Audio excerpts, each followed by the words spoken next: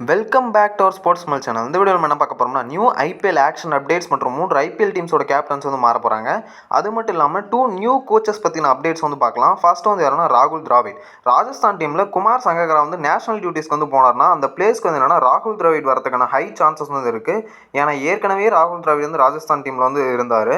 கண்டிப்பாக அவரை வந்து அப்பாயின்ட் பண்ணுறதுக்கான நிறைய சான்ஸ் வந்து இருக்குது. ரெண்டாவது கோச் வந்து யாருன்னா ஆஷிஷ் நெஹ்ரா. அவர் வந்து என்னென்னா குஜராத் டீம் விட்டு விலகிறதா வந்து நியூஸ் வந்து பரவிட்டு இருக்குது. ஓரளவுக்கு வந்து கன்ஃபார்மான நியூஸ் மாதிரி தான் தெரியுது. அவரோட பிளேஸ்க்கு வந்து குஜராத் டீமில் யுவராஜ் சிங்கை பற்றி பேசிகிட்டு இருக்கிறதா வந்து சொல்கிறாங்க. அது கன்ஃபார்ம் ஆச்சுன்னா சூப்பராகவே இருக்கும், நல்லாவும் இருக்கும். யுவராஜ் சிங் உள்ள கோச்சிங் ஸ்டாஃபாக வந்தாங்கன்னா. இப்போ வந்து 3 கேப்டன்ஸை பற்றி பார்க்கலாம்.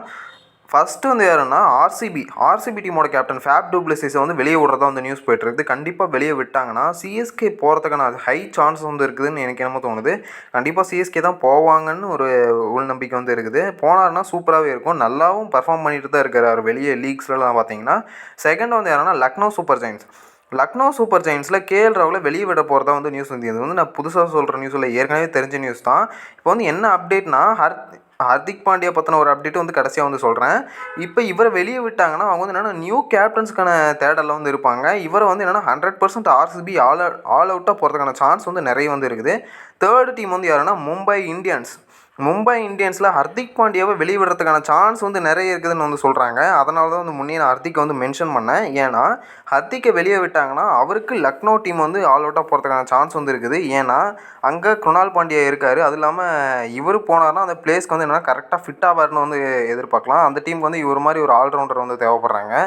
கண்டிப்பாக வந்து வெளியே விட்டாங்கன்னா எடுத்துருவாங்கன்னு தான் நான் நினைக்கிறேன். ஏன்னா ஏற்கனவே அந்த 2 டீம் புதுசாக உள்ளே வரக்குள்ளேயே வந்து என்னென்னா ஹர்திக் பாண்டியா கிட்டே டீல் பேசினது தான் வந்து நியூஸ் வந்து சொன்னாங்க.